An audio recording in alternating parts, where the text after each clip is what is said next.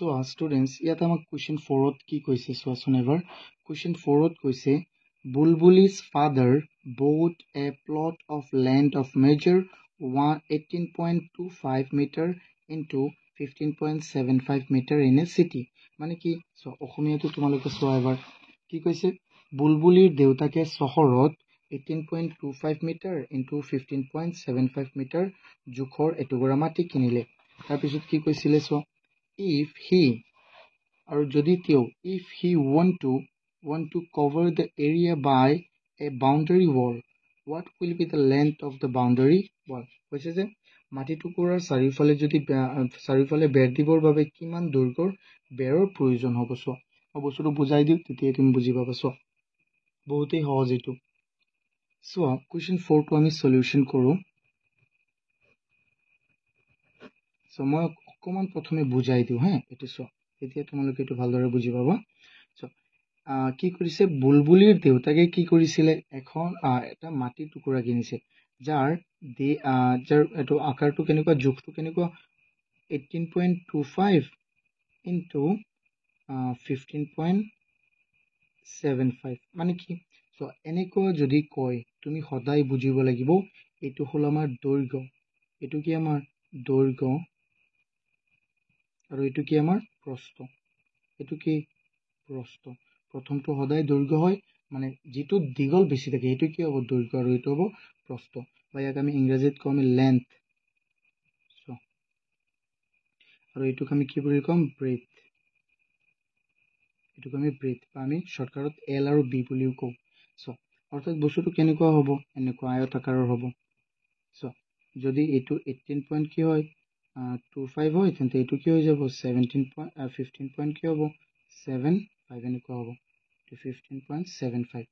বুজি পাই আছা না তেন্তে ইয়াৰ চাৰিওকাষে যদি আমি কি দিব বিচাৰো চাৰিওকাষে যদি আমি বেৰ দিব বিচাৰো তেন্তে আমি কি ওলাব লাগিব তেন্তে এই আয়তৰ পৰিসীমা ওলাব লাগিব বা আমি আয়তৰ ইংৰাজীত কি বুলি কম পেৰিমিটাৰ মই কিন্তু ইংৰাজীত লিখাই দিম যদি তোমালোকৰ অসমীয়া নোটছ লাগে মোক কমেন্ট কৰিবা মই দি দিম ঠিক আছে সো ইয়াৰ আমি পেৰিমিটাৰ ওলাব লাগিব আৰু তাৰ সূত্ৰটো কি আছিল 2 পূৰণ দিক যোগ প্ৰস্থ বা 2 into 2 whole into l plus b l মানে length plus breadth 2 into দিক যোগ প্ৰস্থ এনেকৈ ক'ব লাগিব অসমীয়াত সো এটো আমি কৰো এটো মই প্ৰথমে এটো বুজাই দিলো এতিয়া সো আমি কেনেকৈ কৰিম গিভেনত কি দিয়া আছে গিভেন সো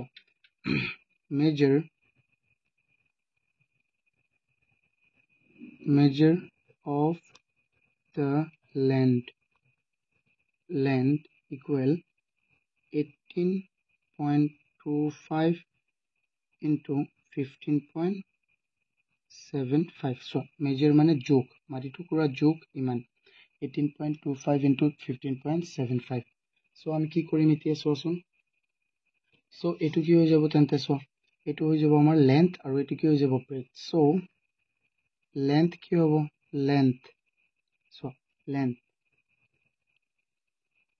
এটো gth length কি হ'ব ব্ৰেকেটত আমি l দিম এটো কি হৈ যাব আমাৰ 18.25 meter and breadth কি হ'ব যাক আমি b ৰে লিখিম শৰ্টকাটত মনত ৰাখিবা এটো হৈ যাব আমাৰ 15.75 আমি এতিয়া কি ওলাব লাগিব ইয়াৰ পেৰিমিটাৰ মানে এটো এই আটাইটো চাৰিওকাষৰ যোগ মানে কি 18 এটো সো দিক দুটা প্ৰস্থ দুটা আৰু এটোক আমি যোগ কৰিম so the perimeter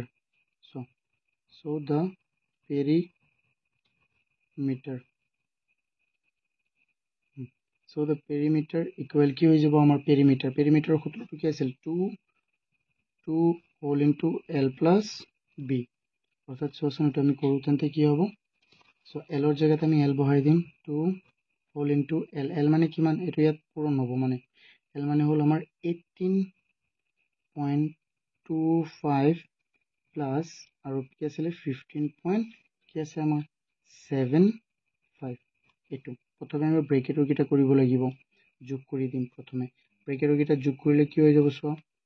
18.25 plus 15.75 কেনেকৈ যোগ কৰে চ' 5 and 5 যোগ কৰিলে কি হ'ব 10 10ৰ 0 আৰু 2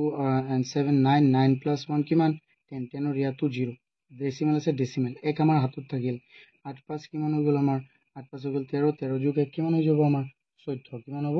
14 14ৰ কিমান 4 ডেচিমেল আছে আৰু ইয়াত 1 যোগ 1 কিমান 2 2 3 হৈ যাব কি হৈ যাব আমাৰ ইয়াত চ' 2 into এই দুটাৰ যোগফল আমাৰ কি ওলাল এই দুটাৰ যোগফল ওলাল আমাৰ 34 তুমি ক'ব যে 34.00 আগতেও কৈছিলোঁ 0 কেইটা দশমিকৰ পিছত নিলিখিলেও হয়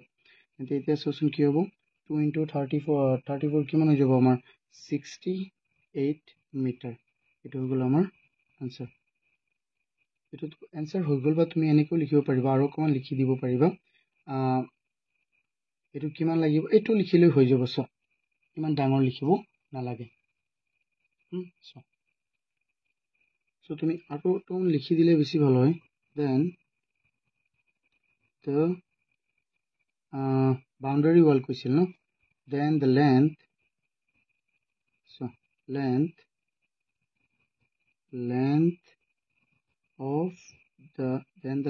of the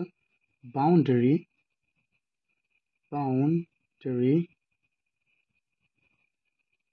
is 68 meter ইমানটো লিখিলেও আৰু বেছি ভাল হ'ব দিয়া এইটো লিখিলেও হৈ যাব বাট এইটো লিখিলে আমাৰ সবটো প্ৰশ্নতে আছে না কি কৈছিলে চ' what will be the length of the boundary wall চ' এইটো হ'ব আমাৰ কিমান 68 মিটাৰ আই হোপ তোমালোকে এইটো বুজি পাইছা চ' আমি সূত্ৰবোৰ প্ৰথমে জানিব লাগিব ন যদি আমাক ক'লেহেঁতেন কি এৰিয়া মানে কালি তেন্তে এইটো কি হ'লহেঁতেন L into B কিন্তু যেহেতু কৈছে পেৰিমিটাৰ বা পৰিসীমা মানে এটা এইটো আমি কি ওলাব লাগে সেইকাৰণে আমি পেৰিমিটাৰ ওলাম এইটো তোমালোকে এবাৰ ভালদৰে চোৱা এবাৰ লাগিলে স্কিপ নকৰি ভালদৰে চাবা হা প্ৰথমৰ পৰা আকৌ লাগিলে চোৱা কি কৈছো ইয়াত এইটো প্ৰথমে যে বুজাইছো এইটো ভালদৰে বুজি ল'বা এতিয়া চাওঁ আমি নেক্সট কুৱেশ্যনটো আমাৰ কি আছে কুৱেশ্যন 5 ষ্টুডেণ্টছ কুৱেশ্যন 5ত কি কৈছে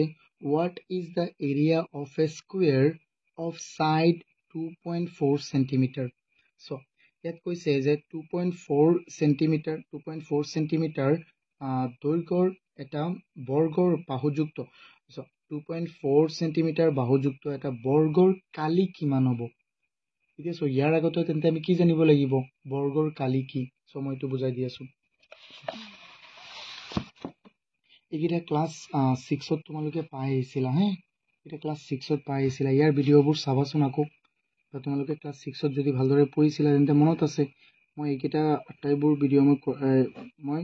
ভিডিঅ' বনাই দিছিলোঁ আটাইটো চেপ্টাৰৰ চ' ইয়াত আমাক গিভেনত কি প্ৰথমে মই অকণমান বুজাই লৈছোঁ চ' ইয়াত বৰ্গ মানে কি যাৰ আটাইবোৰ বাহু কি সমান এইটো ইয়াৰ লগত সমান এইটো ইয়াৰ লগত সমান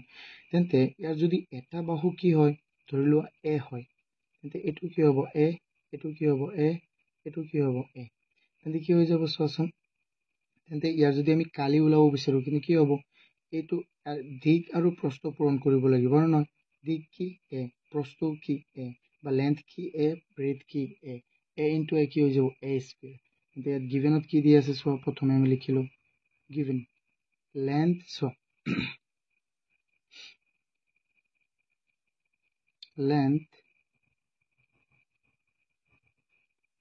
of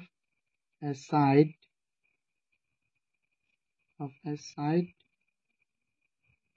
of a triangle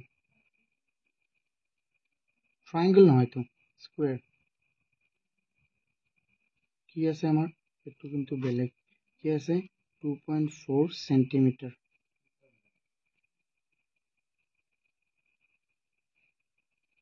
এইটো ডাইৰেক্ট লিখিলেই হ'ল side of a triangle এনেকৈ লিখি দিবা side of a square মই triangle কৈ আছো side of a square তেন্তে আৰু সহজ হ'ব so the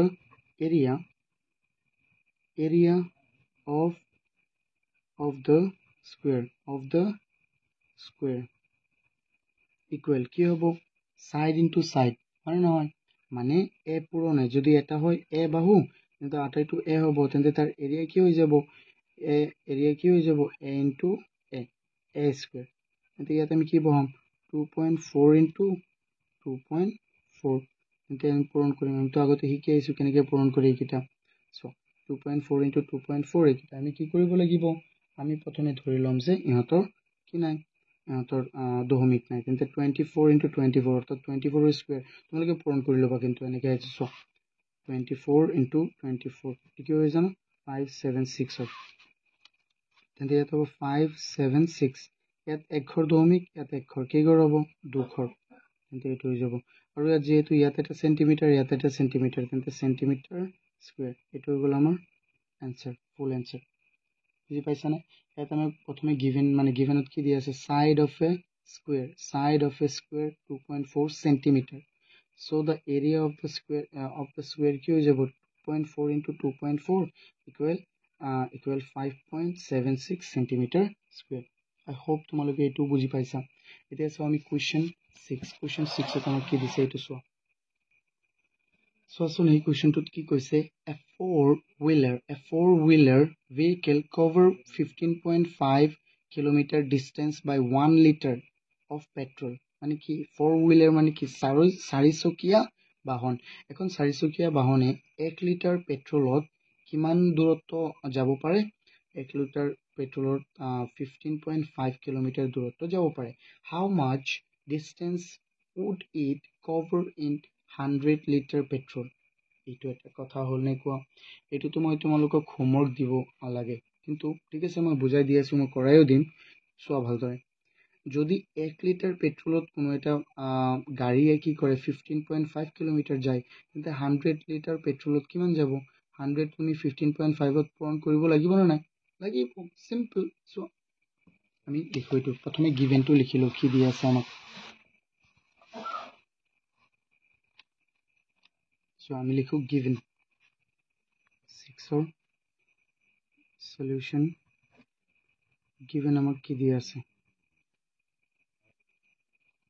চ' আমি লিখিম এ ভেহিকেল মানে কি, বাহন। এ ভেহিকেল কভাৰ মানে কি, যায়, কিমান যায়, cover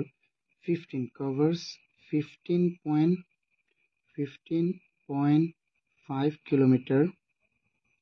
in 1 liter of petrol, 1 liter of petrol। তেন্তে কি হ'ব, আমি লিখিম so in 100 liters of petrol, 100 liters of petrol, it will cover